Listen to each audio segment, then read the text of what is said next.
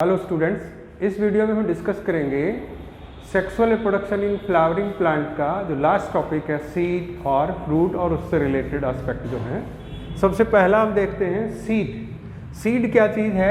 जो ओव्यूल होता है, जब उसकी राइपनिंग होगी इनसाइड फ्रूट तो वो सीड में कन्वर्ट होता है। यानी सीड जो है वो टेक्निकली क्या है? राइपन्ड ओव्यूल जो है उसको हम सीड कहते हैं।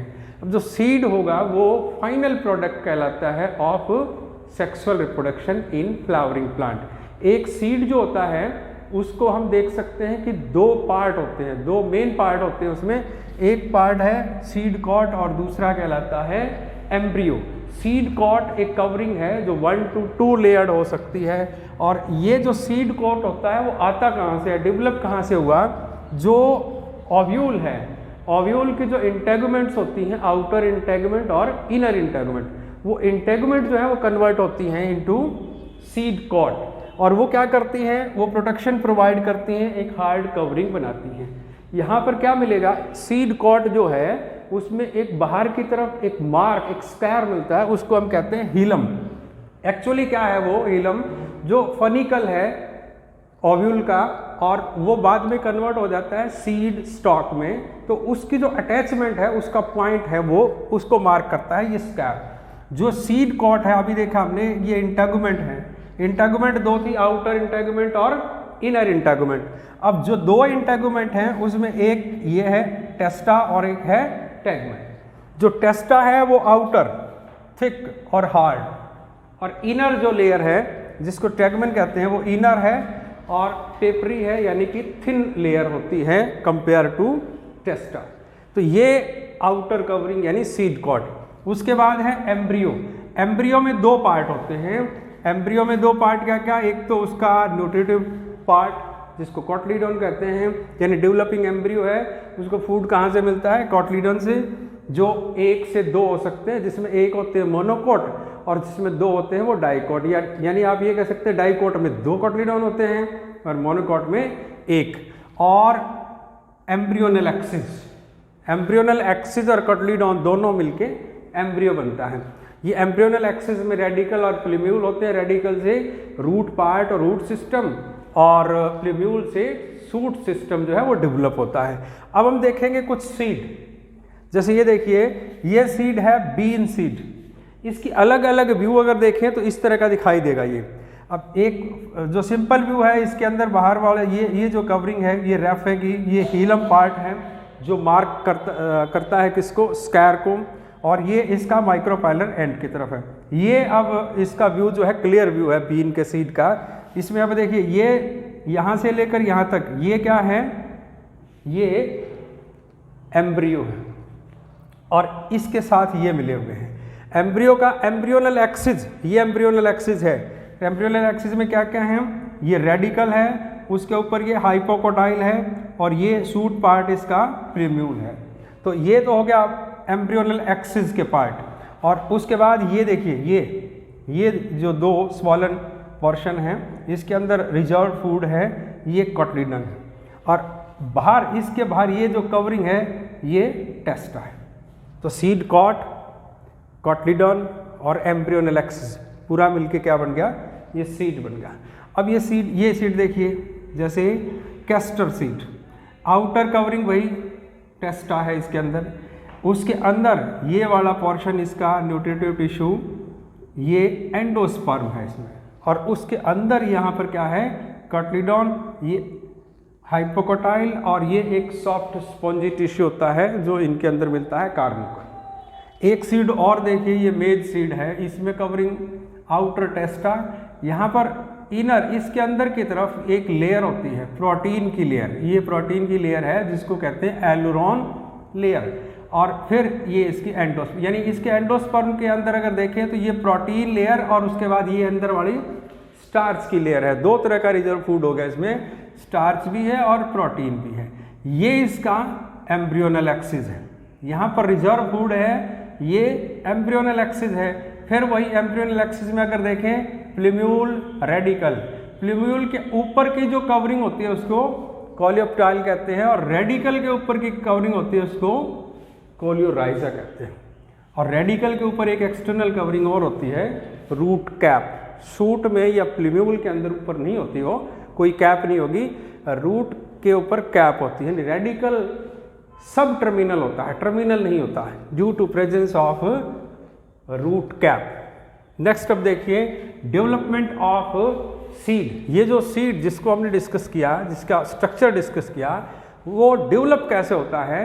एक्चुअली क्या है, ये जो जाइगोट है उसका डेवलपमेंट होगा एम्ब्रियो में, जो पहले डिस्कस कर चुके एम्ब्रियोजेनेसिस और एम्ब्रियोजेनी, उसमें जो जाइगोट है वो कन्वर्ट हो गया एम्ब्रियो में।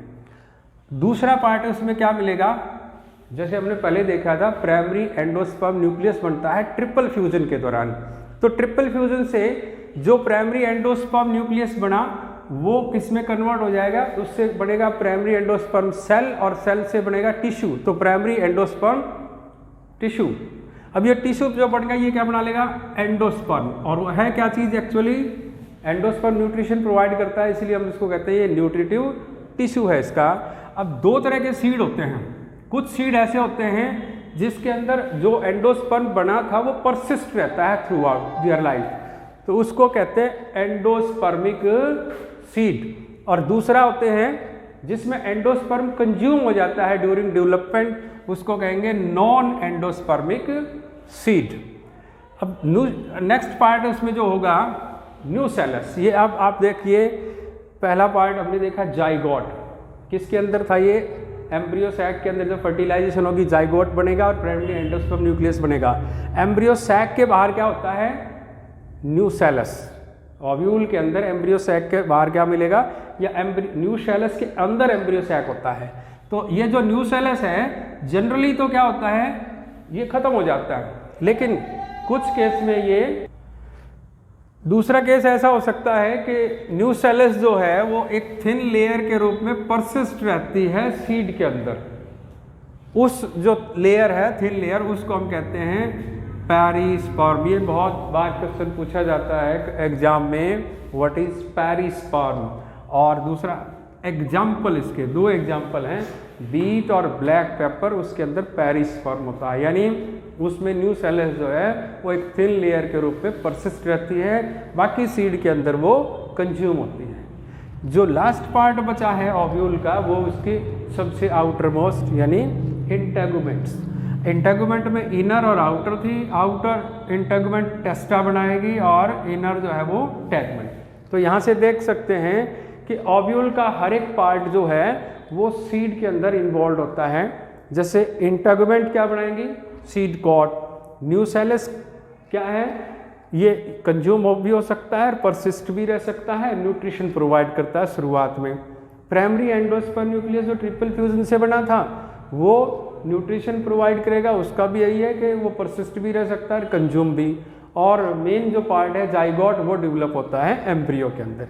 अब जो सीड है उसकी वायबिलिटी का मतलब है, देखिए ये सीड है, इसको अगर प्रॉपर मॉइस्चर, ऑक्सीजन और टेम्परेचर दे दिया तो सीड में जनरली क्या होगा, सीड जर्मिनेशन होगा, वो सीड जर्मिनेट करेगा।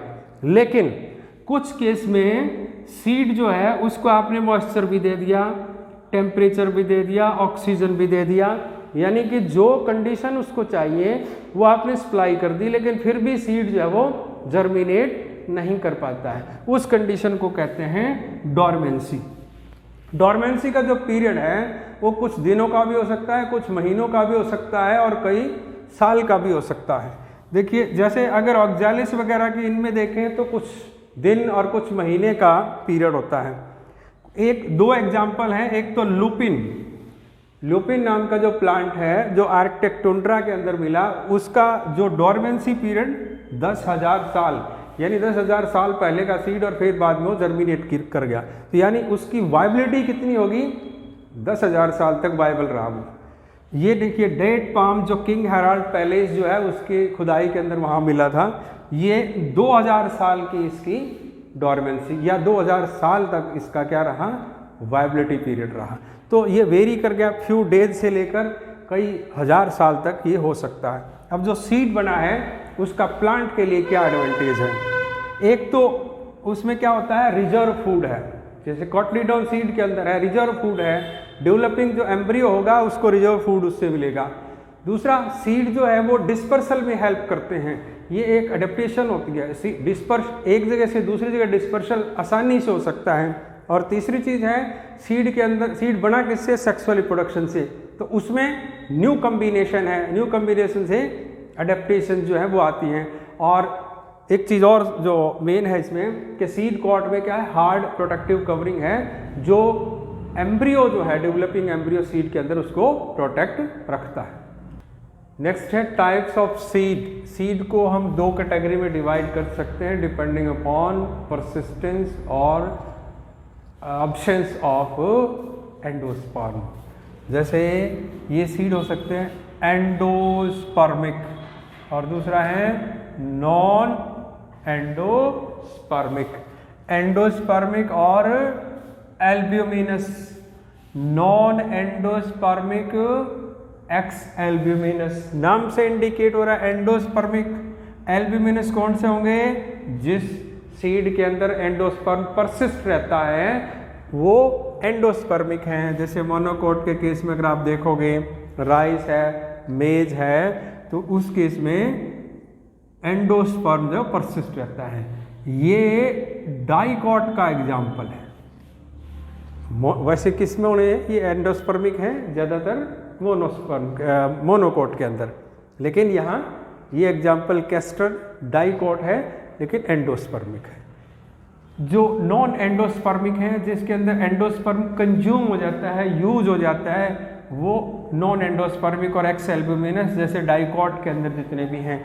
अब जब इनमें एंडोस्पर्म कंज्यूम हो गया तो वो उसकी जगह फिर न्यूट्रिटिव टिश्यू कौन सा आता है, कोटलीडॉन, यानी फिर कोटलीडॉन काम करता है। या जिसमें कोटलीडॉन है इसका मतलब उसकी एंडोस्पर्म यूज हो चुकी, कंज्यूम हो चुकी, उसमें एंडोस्पर्म परसिस्ट नहीं है।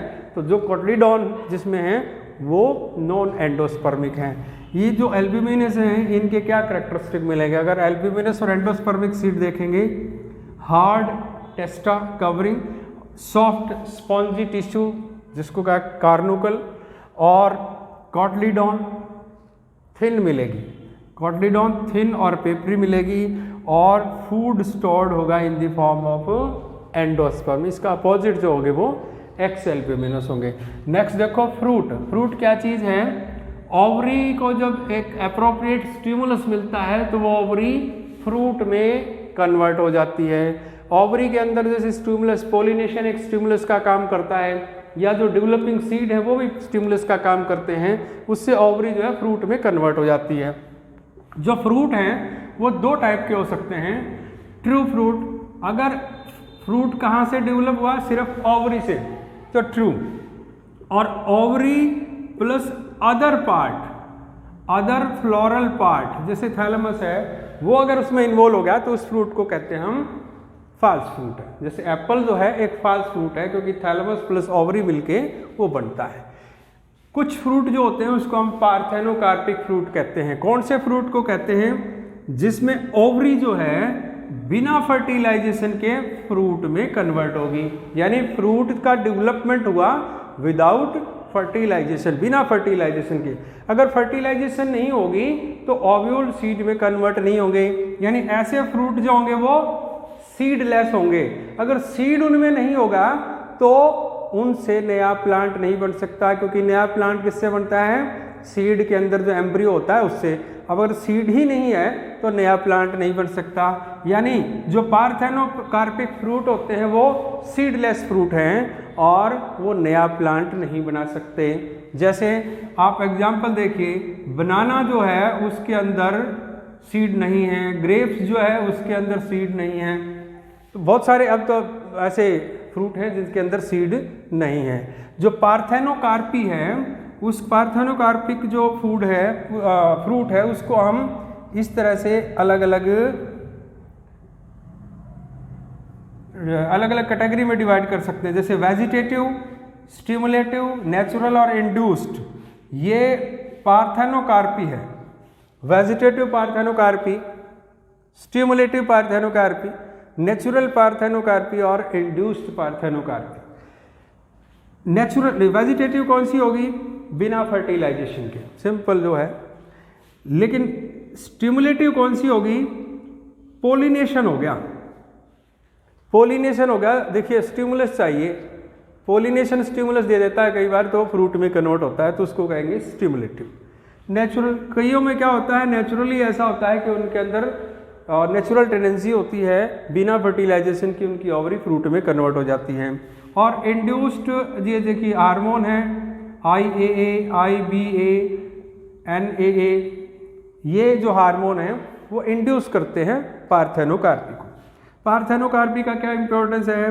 पार्थेनोकार्पिक जो फ्रूट होंगे वो ह्यूमन टेस्ट के लिए ज़रूरी हैं। जैसे कोई फ्रूट आप खाते हो, बीच में अगर बीज आ जाता है तो आपको टेस्ट जो है उससे वो उसमें कमी आती है, तो आप टेस्ट बढ़ाने के लिए इनको सीड की संख्या जो उनको कम करते हैं या ख़त्म कर देते हैं, तो ह्यूमन टेस्ट के लिए ये ज़रूरी हो गया। दूसरा, फूड प्रोसेसिंग इंडस्ट्रीज जो हैं उनके लिए भी बीज को सेपरेट करना एक दिक्कत होती है, तो अगर बिना बीज के फ्रूट होंगे तो उनके लिए अच्छा होता है। लेकिन एक इसका ड्रॉबैक जो है वो है कि इसका कोई भी बायोलॉजिकल सिग्निफिकेंस नहीं है प्लांट के लिए। नेक्स्ट है एपोमिक्सिस। एपो मीन्स विदाउट और mixis means fusion, without fusion यानी विदाउट फर्टिलाइजेशन। क्या है without fertilization? Development of seed without fertilization. और फर्टिलाइजेशन नहीं है मतलब क्या? विदाउट मियोसिस है, विदाउट सिनगेमी है, मियोसिस भी नहीं है, सिनगेमी भी नहीं है, यानी फर्टिलाइजेशन नहीं है, उसके बिना ही सीड डेवलप हुए। ये क्या है? एक तरह की एसेक्सुअल रिप्रोडक्शन है ये, क्योंकि इसमें ना फ्यूजन का गैमेट है ना मियोसिस है। Fusion of gamete, fusion of gametes नहीं है तो एसेक्सुअल है। लेकिन सीड फॉर्मेशन है, और सीड फॉर्मेशन किसका कैरेक्टरिस्टिक फीचर है? सेक्सुअल रिप्रोडक्शन का। इसलिए ये सेक्सुअल रिप्रोडक्शन की तरह भी रिजेंबल करता है, मिलता है, और एसेक्सुअल की तरह भी। यानी क्या है? ये एक एसेक्सुअल रिप्रोडक्शन है जो मिमिक करता है सेक्सुअल रिप्रोडक्शन को, क्योंकि फीचर दोनों ही इसमें मिलते हैं। जो ऑर्गेनिज्म इस तरह से रिप्रोड्यूस करता है उसको हम कहते हैं एपोमिक्ट, यानी एपोमिक्स से जिसमें रिप्रोडक्शन हुई वो एपोमिक्ट है। और जो यंग वन बनेंगे वो जेनेटिकली सेम होंगे अपने पेरेंट के, बिल्कुल पेरेंट के जैसे होंगे, और खुद भी जेनेटिकली सेम होंगे। तो जेनेटिकली सेम इंडिविजुअल का जो ग्रुप होगा उसको हम कहेंगे क्लोन, तो इससे क्लोन बनेगा। अब जो एपोमिक्सिस है, ये देखिए, अब ये एपोमिक्सिस क्या है? एसेक्सुअल रिप्रोडक्शन है इन केस ऑफ प्लांट। अगर देखें तो दो कैटेगरी में डिवाइड कर सकते हैं, ए गैमोस्पर्मी और वेजिटेटिव रिप्रोडक्शन। वेजिटेटिव रिप्रोडक्शन से वेजिटेटिव प्रोपेग्यूल होंगे, उससे रिप्रोडक्शन होगा। इसमें देखते हैं ए गैमोस्पर्मी क्या है। इसमें एक ऐसा एसेक्सुअल रिप्रोडक्शन का मोड है जिसमें सीड फॉर्मेशन होता है, ए गैमो लेकिन स्पर्मी, बिना गैमेट के फ्यूजन के सीड बना है, और एम्ब्रियो भी बनेगा उसमें, लेकिन बिना सिनगेमी के एम्ब्रियो का डेवलपमेंट होता है। अब ये तीन तरह का हो सकता है ए गैमोस्पर्मी। कौन सा? एडवेंटिव ए गैमोस्पर्मी, रिकरेंट ए गैमोस्पर्मी और पार्थेनोजेनेसिस। एडवेंटिव ए गैमोस्पर्मी क्या होगी? अगर न्यूसेलस और इंटेगुमेंट, एम्ब्रियो सैक जो है उसका न्यूसेलस और इंटेगुमेंट एम्ब्रियो बना दे, यानी एम्ब्रियो का डेवलपमेंट कहाँ से हो गया? न्यूसेलस या इंटेगुमेंट से। जैसे कि सिट्रस और मैंगो के अंदर होता है, तो उसको बोलेंगे एडवेंटिव ए गैमोस्पर्मी। दूसरा देखिए रिकरेंट ए गैमोस्पर्मी। क्या होता है? मेगास्पोर मदर सेल या न्यूसेलस। मेगास्पोर मदर सेल में वैसे तो मियोसिस होती है और फिर एग बनता है, लेकिन कई बार क्या होता है? Megaspore mother cell directly egg cell बना लेता है बिना मियोसिस के, यानी जो एग बनेगा वो कितना है? डिप्लॉयड 2n है, या न्यूसेलस से बन जाता है, और उससे फिर एम्ब्रियो बनेगा, तो उसको हम कहेंगे रिकरेंट ए गैमोस्पर्मी, जैसे एप्पल और पियर के अंदर इस तरह का होता है। या पार्थेनोजेनेसिस, जिसमें क्या होगा? Haploid egg. देखिए इसमें भी एग बना और उससे एम्ब्रियो बना, लेकिन ये एग कैसा है? डिप्लॉइड। यहाँ एग कैसा है? हैप्लॉइड एग है, उससे एम्ब्रियो बना, लेकिन हैप्लॉइड एग से जो एम्ब्रियो बनता है वो वायबल नहीं होता है, उसकी वायबिलिटी नहीं होती है। जैसे देखिए इसमें बनते हैं ये मेज और धतूरा के अंदर। तो ये हमने देखा एपोमिक्सिस क्या है। नेक्स्ट देखिए पोली एम्ब्रियोनी। क्या होगा? एक सीड है, सीड के अंदर नॉर्मली एक सीड के अंदर एक एम्ब्रियो होता है, एक सीड में एक एम्ब्रियो, लेकिन कई बार क्या है, एक सीड में दो या दो से अधिक एम्ब्रियो डेवलप हो जाते हैं। तो poly means many, embryo means embryo. तो development of more than 2 embryo in a seed is poli embryony.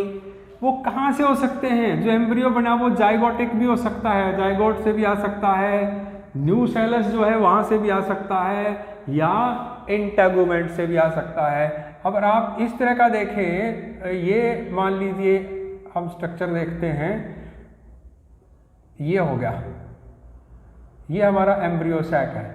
Embryo sac में ये जो है, ये तो नॉर्मल जो एम्ब्रियो डेवलप हुआ वो है।